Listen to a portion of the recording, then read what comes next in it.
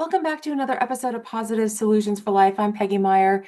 Have you ever stood in front of the refrigerator at night, not because you're hungry, but because something inside of you is restless? Or maybe you've scrolled endlessly on your phone, knowing that you should stop, but feeling pulled, almost compelled to keep going? We often call these moments temptation. And other times, there's this quiet ache deep inside you that nothing seems to satisfy. That's craving. They can feel similar and they can even overlap, but they're not the same. And if we don't understand the difference, we'll keep fighting the wrong battle. So today, we're talking about temptation versus craving, and more importantly, what those cravings might be revealing about the deep longing of our soul. So let's start with temptation.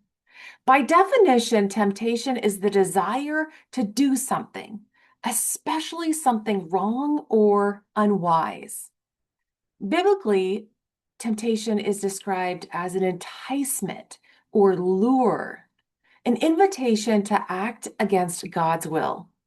It often comes from external sources, the world, the flesh, the devil. So let's think about how temptation works. You see it, you smell it, you hear it, you think of it, and suddenly you need it. You have to have it. Think about it. You walk past a bakery, you smell the warm chocolate chip cookies. You weren't even hungry, but suddenly you gotta have one. Temptation whispers, this will make you feel good. You deserve it. Just this once. It won't hurt.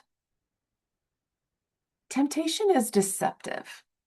It often contains a partial truth wrapped in distortion. Temptation makes promises, but they're empty promises. It promises satisfaction, but rarely delivers peace. Even Jesus experienced temptation while in the desert for 40 days and 40 nights. Jesus was tempted by the devil with physical needs, as the devil told him to turn the stones into bread. And with power, authority, fame, and recognition, by offering him all the glorious kingdoms of the world if he would just worship him.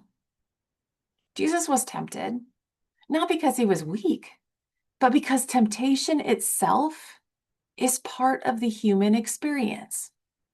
Temptation is all around us. Think of all the ads for food. Have you ever seen an ad for apples? How about carrots? Broccoli? I haven't. We we we get all bombarded by all these food ads of things that are not good for us. Or what about ads or social media posts that promote worldly ideals of power, recognition, pleasure, and status? But here's what's powerful. Jesus was tempted, he did not sin, and he overcame. And that means we can too. Scripture reminds us that God is not going to allow us to be tempted beyond what we can bear. And he always provides a way out by turning to him. Our spirit is willing to turn to God for help, but the flesh is weak. We like to be immediately satisfied. But here's the truth. Temptation itself is not a sin. Yielding to it or acting on it is. And when we do give in, it often leads to shame, regret, and spiritual distance. Now let's shift gears and talk about cravings. A craving is defined as a powerful, urgent desire for something, often intense and not easily satisfied. Unlike temptation, cravings are internal. And here's the difference. Temptation says, look at that. A craving says, something's missing. Cravings are more than I want. They're often I need something. Cravings don't just come from what we see around us. They rise from within us. There are three commonly recognized types of cravings. The first, physical cravings. These are tied to the body. Sugar, carbs, caffeine, nicotine. They often stem from low blood sugar, hormonal changes, stress, or dehydration. Sometimes your body just needs some certain nutrients. Other times, it's trying to cope. For instance, you might crave chocolate when you're exhausted or stressed, salt when you're dehydrated, and carbs when your body needs energy. Yeah, we've all felt that before. The second is emotional cravings. This is where it gets a little bit deeper. Emotional cravings often stem from within the heart. We are craving affection, validation, comfort, security, nostalgia, or relief from stress, loneliness, or sadness. Have you ever craved a childhood food, say like mac and cheese or chocolate, when life feels overwhelming or lonely? It's not about hunger, it's about security. And that's why we call it a comfort food. The third craving that is like from within, internal, is a habitual or psychological craving. These are tied to memory and routine as habits form over time. Coffee every morning? I'm pretty sure you didn't start that as a baby.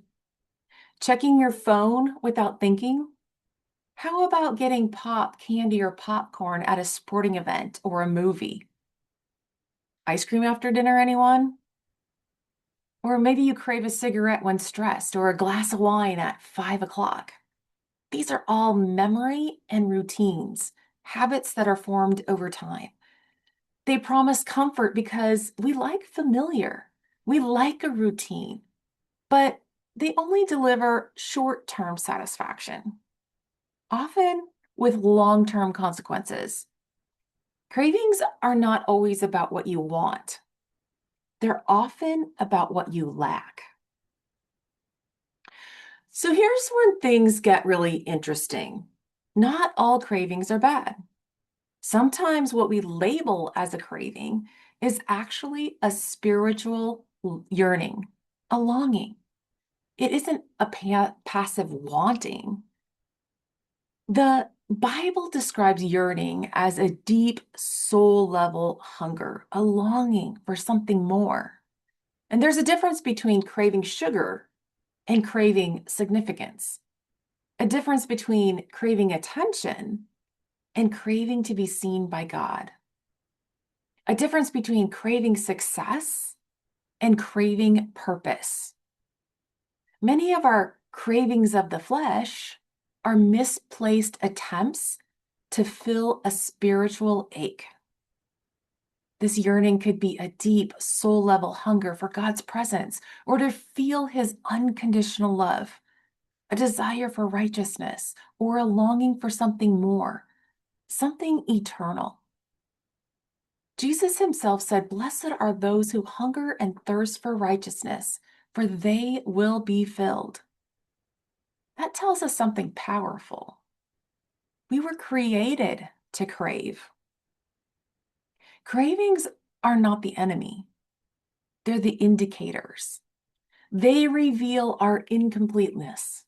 They point to our need for something more, but not more stuff, not more applause, not more distraction, but more of him.